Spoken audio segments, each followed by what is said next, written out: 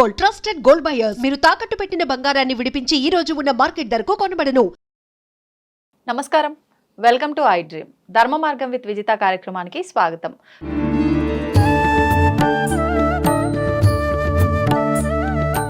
ప్రస్తుతం మనతో పాటు ఉన్నారు ప్రముఖ ఆధ్యాత్మికవేత్త దత్తాత్రేయ మరియు గణపతి ఉపాసకులు మురళీధర్ శర్మ గారు. ఇప్పుడు వారితో మాట్లాడి మరిన్ని విషయాలు తెలుసుకుందాం. నమస్కారం అండి. మహాదేవ శ్రీమాత్రే నమః. గురుగారు, మనకు ఈ కార్తీక మాసంలో వచ్చే ఏకాదశి నవంబర్ 1వ తారీఖున రాబోతోంది. మనకు ప్రతిసారి వచ్చే ఏకాదశి ఒక్కొక్క పేరుతో ఒక్కొక్క విశేషంతో మనం జరుపుకుంటూ ఉంటాము. ముఖ్యంగా ఏకాదశి అంటే ఉపవాసం.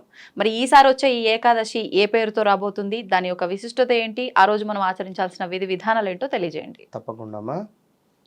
మనకు ఉండేటువంటివి 12 మాసాలు. 12 మాసాలలో కూడా నెలలో సుమారుగా 2 ఏకాదశులు అనుకున్నా కూడా 24 ఏకాదశులు అనేటువంటివి ప్రతిదీ కూడా మనకు విష్ణుమూర్తికి ఎంతో ప్రీతి. ఇందులో ముఖ్యంగా 2 ఏకాదశులలో ఒకటి వచ్చేసి మనకు ఆషాఢంలో వచ్చేటువంటి ఏకాదశి, ఈ యొక్క కార్తీక మాసంలో వచ్చేటువంటి ఏకాదశి. అప్పుడు ఆ ఆషాఢంలో వచ్చినటువంటి ఏకాదశి ఏమిటంటే శయన ఏకాదశి, అంటే విష్ణుమూర్తి పవలింపు అనేటువంటి ఏకాదశిగా యోగ నిద్రలోకి వెళ్ళేటువంటి క్రమము. ఇప్పుడు ఈ కార్తీక మాసంలో వచ్చేటువంటి ఏదైతే ఏకాదశి మనకు ప్రభోధిని ఏకాదశిగా పిలువబడేటువంటి ఏకాదశి శనివారం రావడము ఎంతో విశేషము.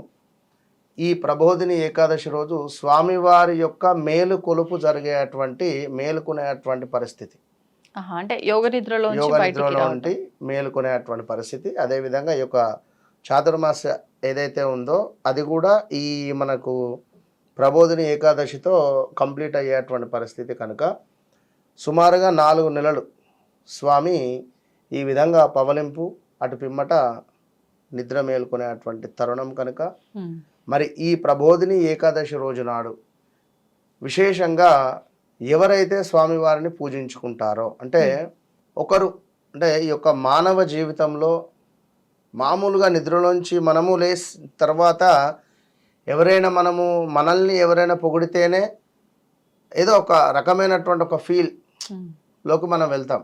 అబ్బా ఈరోజు బాగుండాలి మీ యొక్క లైఫ్, ఇప్పుడే నిద్ర లేచారా, హాయ్ గుడ్ మార్నింగ్ అన్న అంటే విష్ చేయడం ఎంతో పరిస్థితి మనకు. దానివల్ల అద్భుతమైనటువంటి పరిస్థితి మనకు నెలకొంటుంది. అదేవిధంగా ఒక భగవంతుడు నిద్ర మేలుకొనుపు సమయంలో మనం ఆచరించేటువంటి పూజలు, స్వామికి నివేదన చేసేటువంటి యొక్క నైవేద్యాలు కావచ్చును, తాంబూలం కావచ్చును, ఇది ఎంతో విశేషమైనటువంటి ఫలితాన్ని తెచ్చిపెడుతుంది. అయితే ఈ రోజు నాడు ఈ యొక్క శనివారం రావడము, కార్తీక మాసము అద్భుతం. ఎందుకంటే ఏకాదశి రావడం కనుక చక్కగా ఉపవాస దీక్షను చేసినటువంటి వారికి, ఎవరైతే స్త్రీమూర్తులు కావచ్చును, అదేవిధంగా పురుషులైనా కావచ్చును, తొందరగా వివాహం కావచ్చును, అదేవిధంగా వారి యొక్క బిజినెస్ డల్గా ఉంది అని అనుకునేటువంటి సందర్భంలో కానీ, ఇప్పుడు గత కొన్ని రోజుల నుండి చూసుకున్నట్టయితే అంటే సుమారుగా కొన్ని రాశుల వారికి బాగాలేదు, జనరల్గా చెప్తున్నాను నేను. అందులో ముఖ్యంగా తులారాశి కావచ్చును, ఉదాహరణకు మేషరాశి, అదేవిధంగా సింహరాశి. ఇట్టివారు దర్శించుకునే ప్రయత్నం చేయండి. ఎప్పటి నుంచి ఎప్పటి వరకు బాగాలేదు అంటున్నారు వీళ్ళకి? గత 8 నెలల నుండి నెగిటివ్ ఇంపాక్ట్ ఉంది సుమారుగా. కుంభరాశి ఆల్సో ఎప్పటి వరకు ఉండబోతుంది? ఇది కొన్ని రోజులు ఉంటుంది, సుమారుగా ఒక 2-2.5 సంవత్సరాలు ఉంటుంది ఎఫెక్ట్.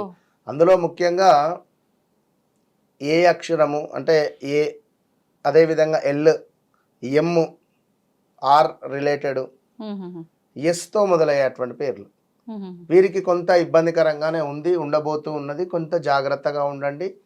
ఈ ప్రభోధిని ఏకాదశి రోజు నాడు తప్పకుండా స్వామివారి యొక్క అనుగ్రహాన్ని పొందే ప్రయత్నం చేస్తూ ఈరోజు ఏం చేయాలి అంటే మీరు భాగవతాన్ని చదువుకోవాలి. కేవలం అంటే దేవాలయం లేదు మాకు అందుబాటులో, లేదా మేము వెళ్ళలేని పరిస్థితిలో ఉన్నాము, లేదా ఇంకా మరొకటి అనుకొని కొన్ని కారణాలు ఉండేటువంటి వారు భాగవతాన్ని ఈరోజు నాడు సుమారు మీ ఇష్టం ఒక 1 అవర్ టైం పెట్టుకుంటారో, హాఫ్ అన్ అవర్, మీ సమయము, మీ పనే, మీ వర్కే మొదటి దైవము, అది కాదు అనేటువంటి అదేమిటి ప్రసక్తి లేదు.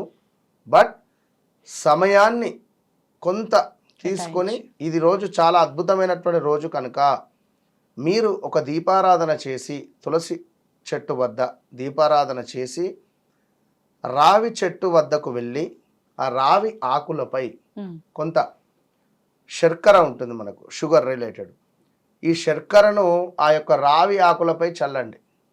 చక్కగా కూడా రావి ఆకులపై చల్లేసి ఒక 4 అగరబత్తులను ఆ యొక్క చెట్టు మొదట్లో పెట్టి దీపారాధన చేసి సుమారుగా ఒక 11 ప్రదక్షిణాలు చేసి కుదిరితే చెట్టు కింద కూర్చొని చదవండి భాగవతం, లేదా విష్ణు సహస్రనామాలైనా కూర్చొని చదవండి.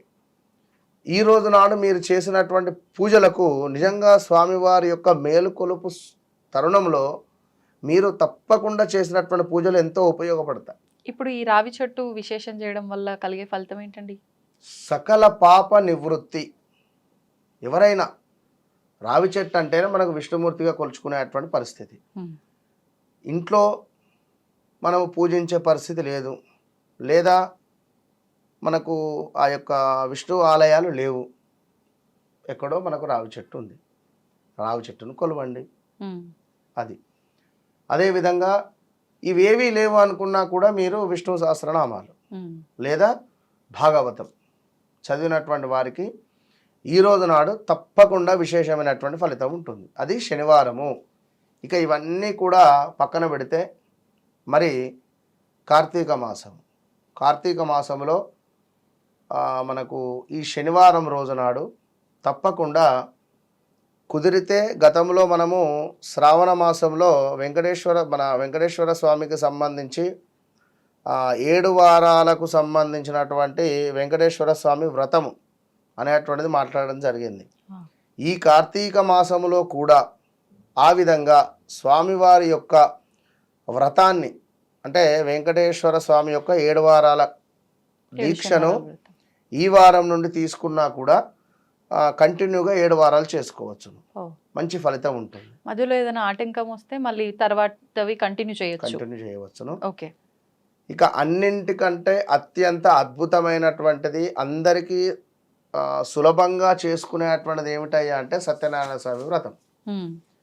ఈ రోజు నాడు సత్యనారాయణ స్వామి వ్రతాన్ని కుదిరితే ఏదైనా ఉసిరి చెట్టు కింద కావచ్చును, లేదా మనకు ఏదైనా అరటి చెట్టు ఒకవేళ అందుబాటులో ఉన్న, లేదా అరటి కొమ్మలను చక్కగా అలంకరింపజేసుకొని అయినా కూడా మీరు ఈ యొక్క సత్యనారాయణ స్వామి యొక్క వ్రతాన్ని ఆచరించండి.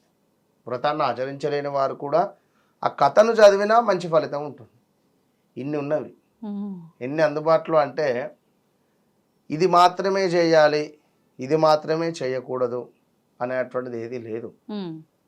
ముందు మన మనసే మొట్టమొదటి అందమైనటువంటి దేవాలయం కనుక మన మనసుకి ఇది అనిపించింది, ఇది చేయండి, నేను ఇది చేస్తే నాకు ఇది అవుతుంది, ఇది చేస్తేనే ఇది అవుతుంది అనేటువంటిది కాదు. ఎందుకంటే మనకు సుఖంగా ఉన్నాం అంటే అద్భుతమైనటువంటి పనులు అవుతున్నాయి, చాలా మంచి జరుగుతూ ఉంది అనుకున్నట్టయితే మనం చేసుకున్నటువంటి పుణ్యం పోతుంది అని మనం అర్థం చేసుకోవాల్సింది లేదు. మనకు విపరీతమైనటువంటి కష్టాలే వస్తున్నాయి అనుకున్నా కూడా మన పాపాలు నివృత్తి అవుతూ ఉన్నాయి అని కూడా మనం అర్థం చేసుకోవాలి. కనుక ఏదైనా మంచిగా ఉంది అబ్బా అనుకున్నప్పుడే దృష్టి దోషం తగులుతుంది. కనుక ఆ సమయంలోనే మనం ఇవన్నీ చేసుకుంటూ ఉండాలి. ప్రతి సెకండు, ప్రతి నిమిషము, ప్రతిరోజు భగవంతుని యొక్క నామస్మరణతో ముందుకు వెళ్ళేటువంటి వారికి ఎలాంటి ఇబ్బందులు ఉండవు. అట్లా. ధన్యవాదాలండి. మహాదేవ. తవ్వండి, తవ్వుతూనే శివలింగం సరే దాన్ని అట్లా కప్పేసేయండి, చూపించదండి. Krishna is there. మూర్తి పూజ కాదు, సాక్షాత్ బ్రజేంద్ర నందన భగవాన్ ఉన్నారు మూర్తిలో. ఏమీ ఆశించకుండా ఆరాధించే వాళ్ళు కూడా ఉన్నారా ప్రభుజీ? నిజమైన భక్తి అంటే మనకు తెలియదు కాబట్టి